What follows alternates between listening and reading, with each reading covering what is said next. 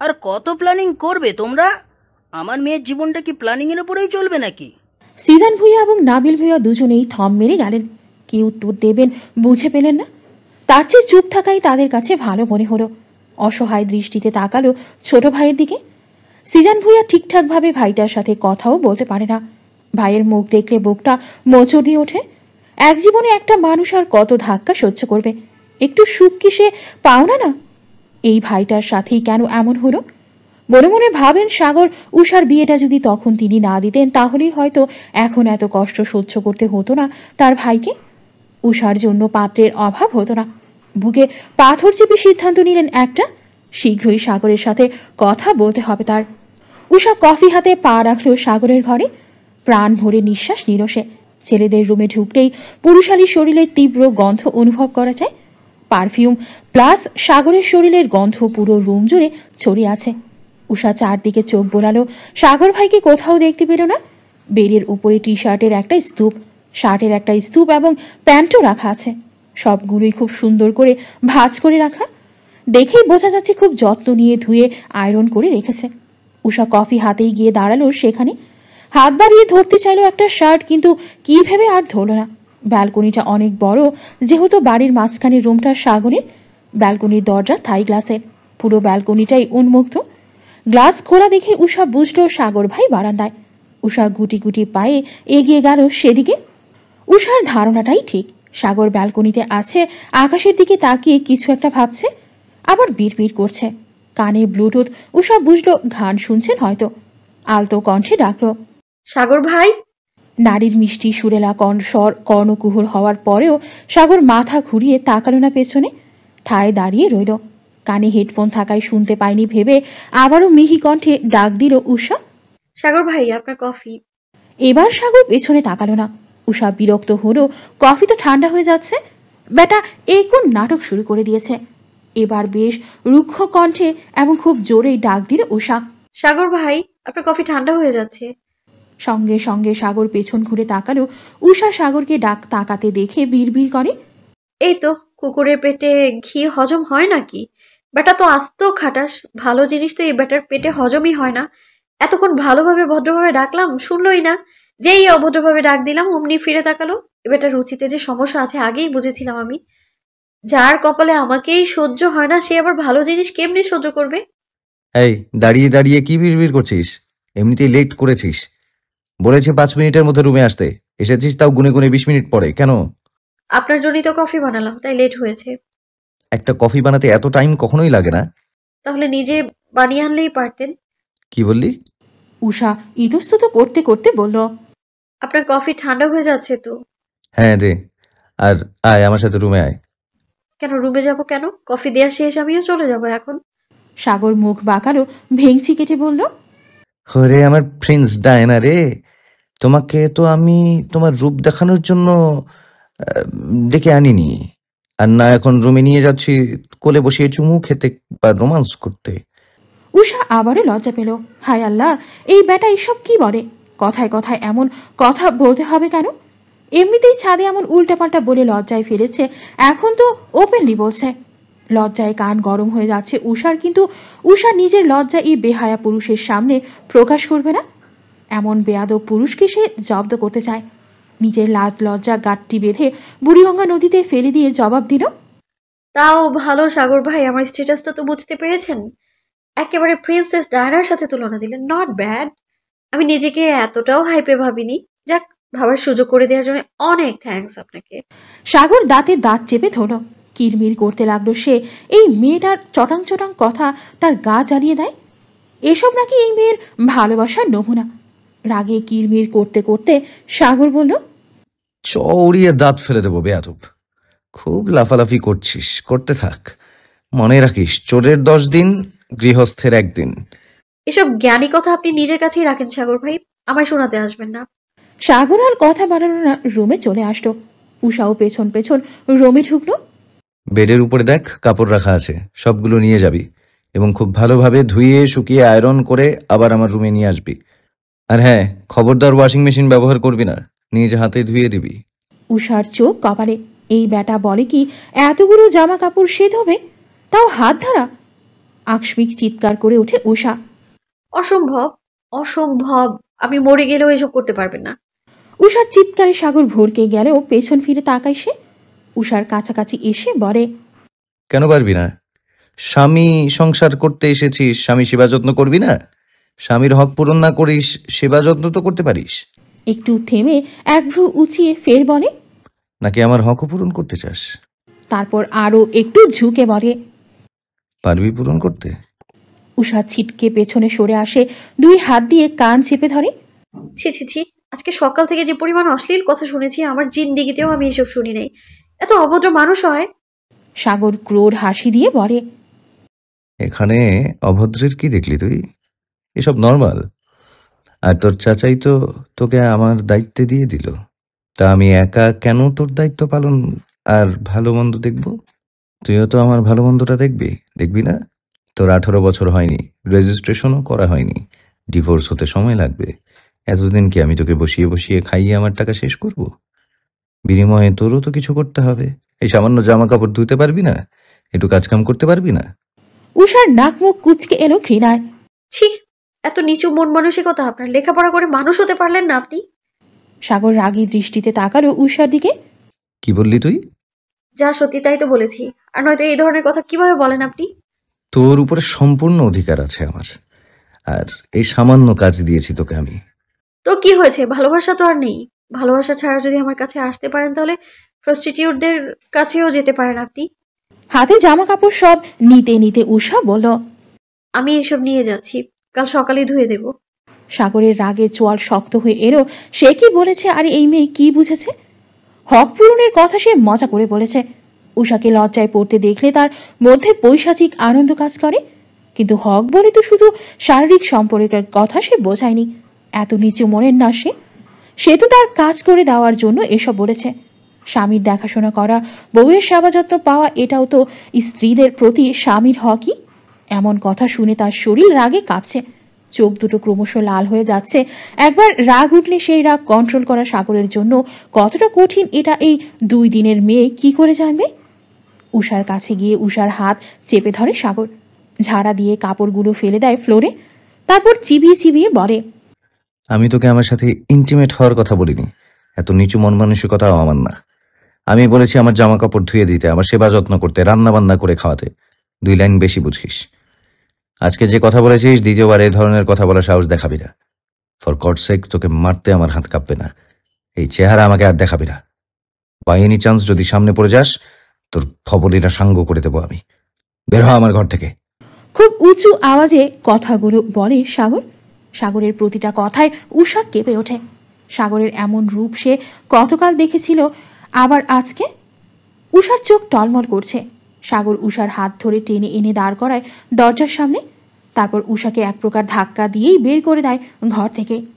এই রিফতি হাত ভুঁইয়া সাগরকে তুই পতিতাদের সাথে সময় কাটাতে বলিস? এই সাগরের রুচি এখনো এত খারাপ হয়নি।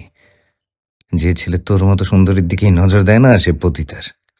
অতিরিক্ত রাগে আর কিছু বলতে পারল না সাগর। রাগের বশে ঠিকমতো কথাও বলতে পারছে না সে। শরীর সহ কণ্ঠনালী অবধি কাঁপছে তার। ধূপ করে দরজা লাগিয়ে দিল উষার মুখের ওপর। উষা ধপ করে মাটিতে বসে পড়ল। এ কি করলাম আমি? এমনিতেই এই সম্পর্ক নিয়ে টানা হেসড়ে, এই সম্পর্ক টিকে থাকার কোনো চান্সই নেই।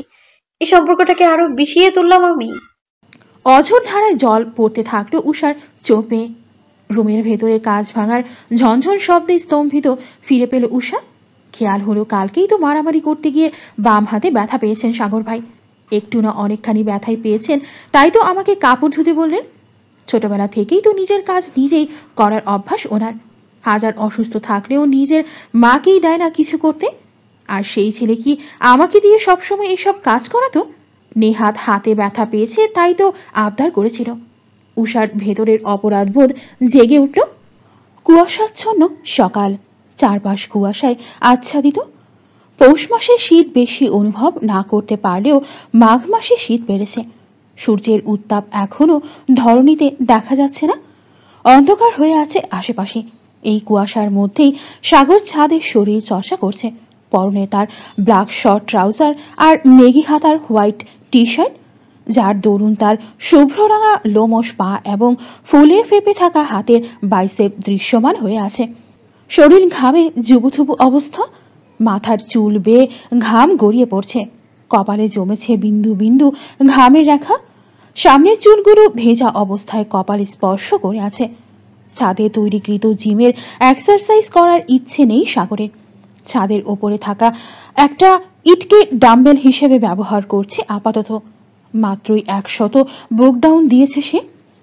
পুরুষের এমন রূপ দেখলে নারীরা দুর্বল হয়ে পড়বে, এটাই স্বাভাবিক। উষার অবস্থাও সেম। 10 মিনিট হয়েছে সে ছাদে এসেছে, কিন্তু ভিড়ানো দরজার পেছনেই দাঁড়িয়ে আছে। মূলত সেদিনের সেই ঘটনার পর থেকে সাগরের সামনে যায়নি সে। এখন গেলে না জানি কোন কুরুক্ষেত্র বাঁধিয়ে দেবে। তবে সে এসেছে এই সাগরের সাথে কথা বলতে। সেদিন আর তাদের বাইরে ডিনার করা হয়নি। সাগরের বাম হাত কেটে গিয়েছিল, আর সাগরের রাগ দেখে কেউ সাহস করেনি বাহিরে যাওয়ার কথা বলার। কিন্তু সিজান ভুইয়া দমে থাকেননি। ঠিকই নিজের বাড়িতে ছোটখাটো আয়োজন করেছেন। মেয়ে আর মেয়ের জামাই সহ নাবিলা ভুইয়াও তার পরিবার নিয়ে উপস্থিত ছিলেন। সাগর শুধু খাবার খাওয়ার জন্য একবার রুমের বাইরে এসেছিল। উষা বুকে ফু দিয়ে আল্লাহর নাম নিয়ে গুটি গুটি পায়ে এগিয়ে গেল সাগরের কাছে।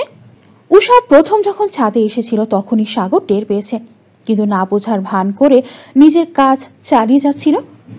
যেহেতু সাগর ছাদের মধ্যখানে এক্সারসাইজ করছে আর ছাদের দরজা থেকে খুব বেশি দূরে না সে, তাই খুব সহজে উপায়েই শরীরের মাখানো লোশনের আর শ্যাম্পুর গন্ধ তার নাকে এসে বাড়ি খাচ্ছিল। এই কয়দিন এতটুকু অভ্যাস সাগরের হয়েছে। বিশেষ করে উষার শ্যাম্পুর ঘ্রাণটার তার খুব বেশি পছন্দ। উষা সাগরের ডান পাশে হয়ে দাঁড়িয়ে ভীতর স্বরে বলে, আমি দুঃখিত সাগর ভাই, আমি সেদিন আসলে বুঝতে পারিনি আপনি কি মিন করেছেন। ছাদে থাকতে এমনিতেই উল্টাপাল্টা কথা বলেছেন, আমি নার্ভাস হয়ে গিয়েছিলাম। আর রুমেও আপনার কথা তেমন একটা খেয়াল করিনি আমি, তাই ভুলটা হয়েছে। আমি ভুলের জন্য অনুতপ্ত।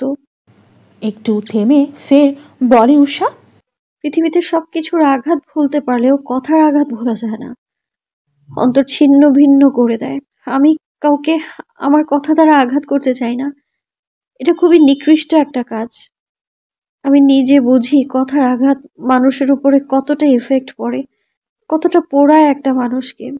আজ থেকে 5 বছর আগে যখন আপনিও আমাকে আর আমার মা। হঠাৎ করে চুপ হয়ে যায় উষা। শেষের কথাগুলো বলতে গিয়ে গলা ধরে এসেছে উষার।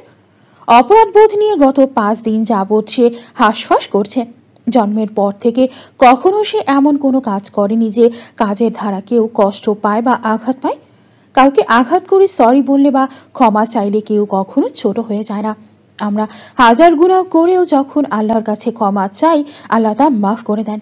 তিনি যদি এত দয়ালু হতে পারেন, আমরা মানুষরা কেন পারবো না? এই 2 দিনের দুনিয়ায় রাগ জেদ অভিমান পুষিয়ে রাখতে নেই। রাগ জেদ পুষিয়ে রাখলে যা হয় তা হলো সুন্দর সম্পর্কগুলো নষ্ট হয়ে যায়। উষা চুপ হয়ে যেতেই সাগর তাকায় উষার পানে। সূক্ষ্ম নেত্রে পর্যবেক্ষণ করে উষার পা থেকে মাথা পর্যন্ত। সদ্য ঘুম ভাঙা চেহারা দেখে আর ঘুম ঝরানো কণ্ঠস্বর কর্ণকুহর হতেই শীতল হয়ে যায় সাগরের মন। তাই হয়তো রাগ দেখাতে পারেনি সে। উষার অস্তিত্ব টের পেয়েই রাগ উঠেছিল সাগরের, কিন্তু ঘুম ঝরানো কণ্ঠস্বর তার কাছে অনেক বেশি মোহনীয় লাগছিল। তবুও চোখে মুখে কৃত্রিম রাগ ফুটিয়ে বলে, তুই কি ভাবছিস? এভাবে বললে আমি তোকে ক্ষমা করে দিব? উষা মাথা নিচু করেই শীতল কণ্ঠে বলে, যিনি আমাদেরকে সৃষ্টি করেছেন, যার ইবাদত করতে দুনিয়ায় পাঠিয়েছেন, আমরা তো আমাদের প্রতিটা পদক্ষেপেই তার অবাধ্য হই। তিনি যদি ক্ষমাশীল না হতেন তাহলে কি আমরা এত এত পাপের বোঝা নিয়ে বেঁচে থাকতে পারতাম? আমাদের প্রথম শাস্তিই তো হতো মৃত্যুদণ্ড। তিনি তো বলেছেন, আমার বান্দা যত বড় গুনাই করুক না কেন, একবার আমার কাছে হাত তুলে ক্ষমা প্রার্থনা করলেই আমি তাকে ক্ষমা করে দেব। মহান রব্বুল আলামিন যদি এতটা ক্ষমাশীল হয়, তাহলে আমরা মানুষরা কেন পারবো না? সাগর শীতল দৃষ্টিতে তাকালো উষার দিকে। অন্তরটা তার ভরে গেল। উষার চিন্তা ভাবনা এবং কথা তাকে মুগ্ধ করেছে, অনেক বেশি মুগ্ধ করেছে। এত সুন্দর চিন্তা ভাবনা সে নিজেও হয়তো করতে পারবে না। মনে মনে খুশি হলেও কণ্ঠ কঠোরতা বজায় রেখে বলল, সে না হয় ক্ষমা করলাম, কিন্তু তুই কি ভাবছিস এসব বলে আমি ডিভোর্স ক্যান্সেল করে দিব? উষা তৎক্ষণাৎ চোখ তুলে চাইল সাগরের দিকে। ব্যস্ত কণ্ঠে ব্যাকুল হয়ে বলল, জি না সাগর ভাই, আমি একবারও এমন কিছু ভাবিনি বা ভেবে বলিনি। আসলে দোষটা তো আমার নিজেরই। আর আমি আপনাকে বলেছি তো, আপনার যখন ইচ্ছা, যেভাবে ইচ্ছা আপনি আপনার মনের বাসনা পূরণ করতে পারেন। যদি বলেন এখনই ডিভোর্স পেপারে সাইন করে দিতে হবে, আমি করে দেব। একপাক্ষিক ভালোবাসা, শ্রম, সময় কোনো কিছু দিয়ে সম্পর্ক টেকানো যাবে না। এত বিষাক্ততার সম্পর্ক টেকে না। আপনি ডিভোর্স পেপার রেডি করে আমায় জানাবেন, আমি সাইন করে দেব। কথাগুলো বলে থামে উষা। সাগর তখনও ভ্রু কুঁচকে তীক্ষ্ণ দৃষ্টিতে তাকিয়ে আছে উষার দিকে। কিছু একটা ভেবে উষা ফের বলে, আর হ্যাঁ, পরিবারের কেউ আপনাকে কিছু বলবে না। আমি সবাইকে বলে দেবো যে আমি নিজ ইচ্ছায় ডিভোর্স চেয়েছি। উষা চোখ তুলে তাকানোর সাহস করল না। মনে তার আগুন জ্বলছে, দম আটকে আসছে, হয়তো জানটাই বেরিয়ে যাবে। ডিভোর্স পেপারে সাইন করে দেব, এই বাক্যটাতে যদি উষার দম আটকে আসে তাহলে সাইন করার সময় কি অবস্থা হবে তার? ছোট থেকে সে মানুষটাকে ভালোবাসে। একপাক্ষিক ভালোবাসা কতটা গভীর হয় সেটা সবাই বুঝবে না। তার প্রতি সাগরের ভালোবাসা না থাকলেও এই মানুষটার নাম নিজের সাথে জড়িয়েই মৃত্যুবরণ করার স্বপ্ন দেখেছে সে। আর দাঁড়িয়ে থাকতে পারল না উষা। উল্টো হয়ে ঘুরে হাঁটা ধরল সে। তার এই ছোট্ট জীবনে সব আছে, সবার ভালোবাসা আছে, কিন্তু সবচেয়ে কাঙ্ক্ষিত দুই ব্যক্তির ভালোবাসা নেই। প্রথম ব্যক্তি তার মা, আর দ্বিতীয় ব্যক্তি তার স্বামী। যেদিন থেকে জেনেছে তার বাবাও একসময় তাকে দেখতে পারত না, সেদিন থেকে সে জিন্দা লাশ হয়ে বেঁচে আছে। ভেতরের আর্তনাদগুলো তার রব ছাড়া কেউ জানে না। তাকে দেখলে হয়তো সবাই ভাববে এই দুনিয়ায় উষার মতো সুখী ব্যক্তি হয়তো আর দ্বিতীয়টি নেই। কিন্তু উষা কখনোই তার দুঃখ প্রকাশ করতে পারে না। দুঃখের অনুভূতি প্রকাশে ব্যর্থ সে। উষার হাস্য উজ্জ্বল চোখেও যে কত শত বেদনা লুকিয়ে আছে তা কোনো সাধারণ ব্যক্তি বুঝতে পারবে না। যে ব্যক্তি উষাকে সত্যিকার অর্থেই ভালোবাসবে সেই ব্যক্তি উষার চোখের দিকে তাকিয়ে তার বেদনাগুলো বুঝবে, এটা উষার বিশ্বাস। দুই কদম এগিয়ে যেতেই পেছনে থেকে গম্ভীর কণ্ঠে ডেকে ওঠে সাগর। এই দাঁড়া। উষার পা জোড়া থমকে যায়, ঠাই দাঁড়িয়ে রয়। সাগর কণ্ঠে গাম্ভীর্যতা নিয়ে শুধায়, কি বললি তুই? উষা পেছনে ফিরে তাকায়। উষার হাবভাব খুব স্বাভাবিক। তারপর শান্ত কণ্ঠে বলে, কি বলেছি? বলেছি তো অনেক কিছু, কিন্তু আপনি কোনটার কথা বলছেন? একটু আগে যে বললি। কোনটা? সাগর দাঁতে দাঁত চেপে বলল, ঢং করিস? ভুলে গেছিস কি বলেছিস? ডিভোর্স দিয়ে দিবি মানে? নতুন কাউকে জুটিয়েছিস? উষা নির্লিপ্ত ভঙ্গিতে বলে, জোটাতেও পারি। অ্যাকচুয়ালি আমার ব্যক্তিগত ব্যাপার তো, আমি আপনাকে বলবো না। কারণ আপনি আমার স্পেশাল কেউ নন যে আপনাকে আমার ব্যক্তিগত ব্যাপার শেয়ার করতে হবে। বলেই আর দাঁড়ালো না উষা, হনহনিয়ে চলে গেল নিজ কক্ষের দিকে। সাগর চোয়াল শক্ত করে তাকিয়ে আছে উষার গমন পথে। তুই কি চাইছিস? এই নিয়ে এই একই প্রশ্ন আরিশাকে 20 বার করেছে শুভ আর লিটা, আর প্রতিবারই একই উত্তর, আমি এখন বিয়ে করব না। আরিশা এবার বিরক্ত হয়ে বলল, আর কতবার একই কথা বলবো? আমি এখন বিয়ে করতে চাচ্ছি না। তাহলে নিজের বাপ ভাইকে বল এই কথা। আরিশা তপ্ত নিঃশ্বাস ফেলে তাকালো লিটার দিকে। এতই সহজ? কিভাবে আমি বাবা মামাদের মানা করব? এই সাধুরাও তো কিছু করছে না, ওই একটু হেল্প করলেই তো হয়। বিরক্ত হলো সাদাব, কপালে ভাঁজ ফেলে বলল, কি বাল, তখন থেকে একই কথা বলে যাচ্ছিস। আমি তোকে কেন হেল্প করব? আমাকে কি করতে বলছিস তুই? আমার এখানে কি করার আছে? আমি কি তোর বয়ফ্রেন্ড নাকি যেভাবে বলছিস? এই সাধুটাও কিছু করছে না। শালি, যদি বয়ফ্রেন্ড থাকতো তাহলে না হয় ভাগিয়ে গিয়ে বিয়ে পড়িয়ে দিতাম, কিন্তু শালির তো কোনো বয়ফ্রেন্ডই নেই। আরিশা রাগে ফুসফুস করতে করতে সাদাফের চুল টেনে ধরল। একদম শালি বলবি না, বলে দিলাম। কুত্তা বিলাই অসভ্য। তুই করবি না তো কি তোর বাপ করবে? এই মোটু, আমার চুল ছাড়। তুই জানিস কত হেয়ার প্যাক দিয়ে আমি আমার চুলের গোড়া শক্ত করেছি? তুই জানবি কেমনে? রূপচর্চা বলে কেন কিছু করিস তুই? রূপচর্চার জানিস তুই? খালি তো খাইতে জানিস। আমার কলিজার বইনটা কত কষ্ট করে আমাকে অসভ বানিয়ে দেয়। এই বালের রূপচর্চা করে কি করতে পারছিস পরে? একটা মেয়েও তো পড়তে পারিস নাই। তোর মতো ঝগড়া একটার সাথে থাকলে পারবো কেমনে? আল্লাহ, তোর জামাই যেন টাকলা হয়। তোর হাতে চুল বিসর্জন দেওয়ার চেয়ে টাকলা স্টেডিয়াম টাইপ একটা বের করব, আগে থেকেই খোলা মাঠ থাকবে। আরিশা তপ্ত শ্বাস ফেলল। এই ছেলের সাথে কথা বলে তার মেজাজ শুধু খারাপই হবে, ভালো আর হবে না। তার চেয়ে একে ছেড়ে বাসায় যাই। পুরুষ মানুষ কাছে থাকতে দাম দেবে না, দূরে গেলে ঠিকই টের পাবে। সাদাফকে ছেড়ে উঠে দাঁড়ায় আরিশা, ব্যাগ হাতে নিয়ে পা বাড়ায় বাড়ির উদ্দেশ্যে। আরিশা থেকে ছাড়া পেয়েই সাদাফ বলে, শালি নিজের সাথে সাথে আমার লাইফটাও হ্যাল করতে চায়। আমার মাথার চুল গেলে কে বিয়ে করবে আমাকে? লিটা রাগে ফুঁসতে ফুঁসতে বলে, কোনো দিন তো একটু সিরিয়াস হ আরিশার ব্যাপারে। এমন একটা সময়ও তোর মেয়েটার সাথে ঝগড়া করতে হবে? বিয়ের থেকে আনন্দের আর কিছু আছে নাকি? আমাকে একবার বিয়ের কথা বলুক, আমি নাচতে নাচতে বিয়ে করে বউ নিয়ে বাসর ঘরে ঢুকে যাব। আরিশা ঘাড় ঘুরিয়ে বলে, তাহলে তুই বিয়েটা করে নে না। সাদাফ অবাক হয়ে বলে, ছি ছি আরিশা, তোর ভাই ফিজিক্যালি আর মেন্টালি দুইভাবেই একজন পুরুষ। দুনিয়াতে এত সুন্দর সুন্দর রমণী রেখে আমি ওই বিদেশ ফেরত দামড়াটাকে বিয়ে করতে যাব কেন? নারী হলে ভেবে দেখতাম। বলেই লাজুক হাসল সাদাফ। আরিশা তপ্ত শ্বাস ফেলে পা বাড়ালো সামনে। ভাই সাহেব, আজকে কোনো কথা শুনছি না। আপনি সহ বাড়ির সবাই উপস্থিত থাকতে হবে, বিশেষ করে সাগর আর উষাকে। আমি আমার বন্ধুকে বলেছি, ওরা হাজব্যান্ড ওয়াইফ, ওদেরকে পরিচয় করিয়ে দেব, তাই ওদের থাকাটা জরুরি।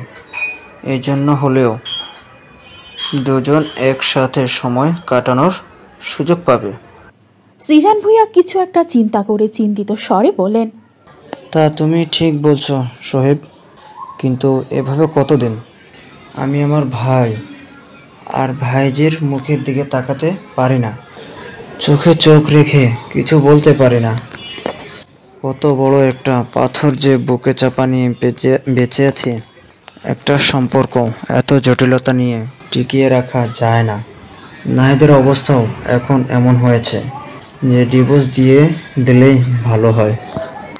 দেখো, যে নাহিদ সাগরকেও এত বিশ্বাস করত, এত আদর করত, যার কারণে সাগর বাইরের দেশে যেতে পারলো, তাকে এভাবে ঠকাচ্ছে সাগর।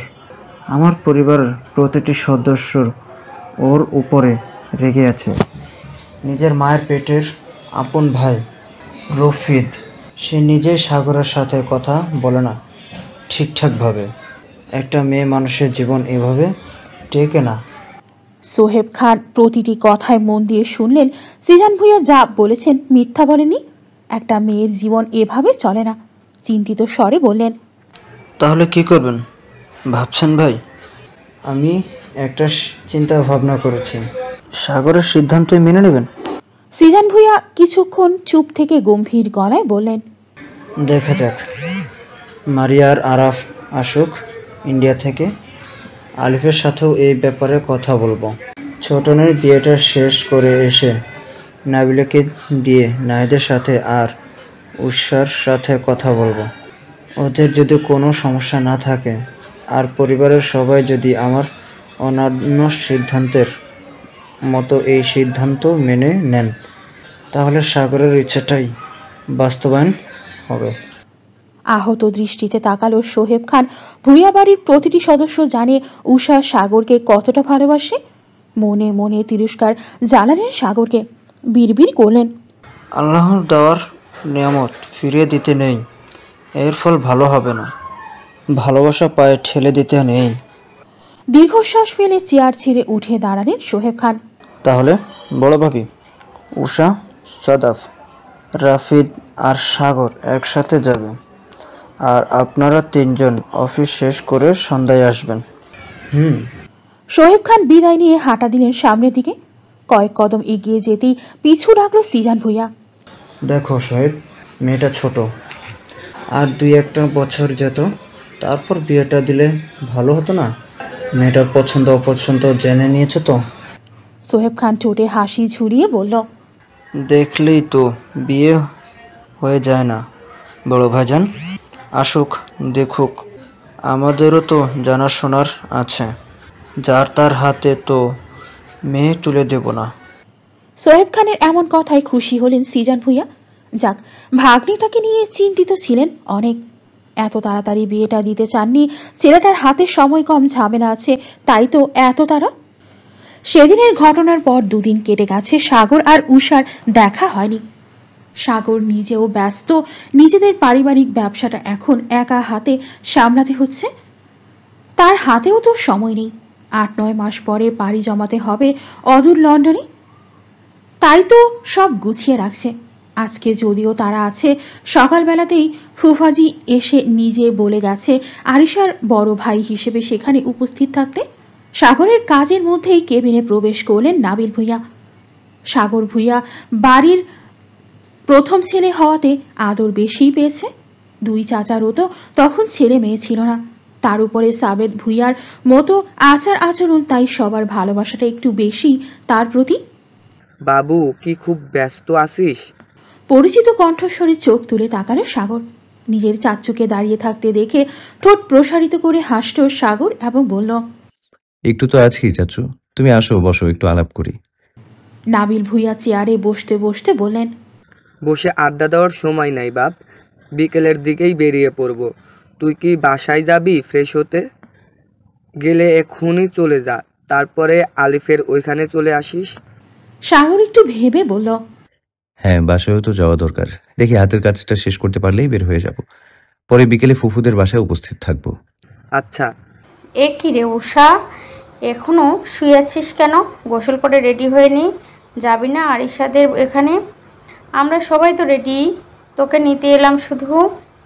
উষার রুমে ঢুকে উষাকে এভাবে খাটে মটকা মেরে পড়ে থাকতে দেখে গলা উঁচিয়ে কথাগুলো বলল লিপি বেগম। উষা তলপেটে হাত রেখেই দুর্বল গলায় বলল, না গো বড় আম্মা, তোমরাই যাও, রাতে ফিরে এসো। আমি যেতে পারবো না, মান্থলি প্যারাটা শুরু হয়েছে, এবার হয়তো ব্যথা উঠবে, গেলে অবস্থা খারাপ হবে, তোমরাই যাও। লিপি বেগম দাঁড়িয়ে মনে করতে লাগলেন আজকে কয় তারিখ। তারিখ মনে হতেই অসহায় দৃষ্টিতে তাকালো উষার দিকে।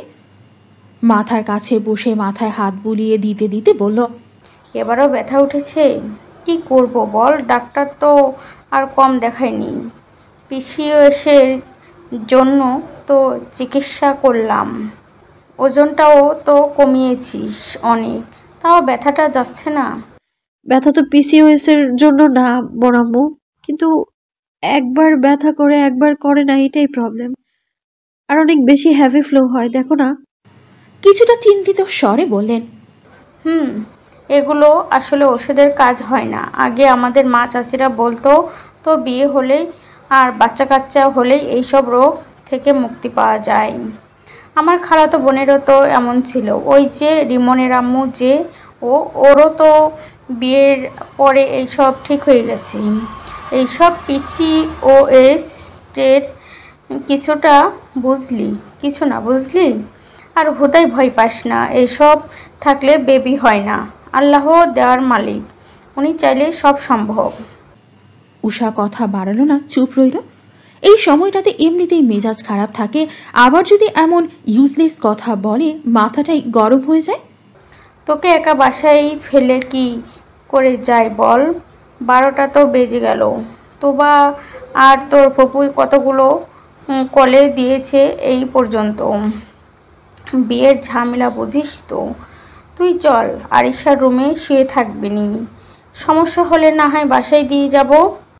না, তোমরা যাও, শুধু রাতে ফিরে আসলেই হবে। ব্যথা তো এখনো তেমন বাড়েনি, প্রথম দিন কমই থাকে। তোমরা যাও, জানোই তো, নিশ্চিন্তে যাও। তোকে একা রেখে যেতে মন সায় দিচ্ছে না। মারি বাসায় থাকলে না হয় ওকে পাঠিয়ে দিয়ে আমি তোর সাথে থাকতাম। বড় আম্মু, সেসবের দরকার নেই, তুমি থাকলেও তো ব্যথা কমে না, বলো।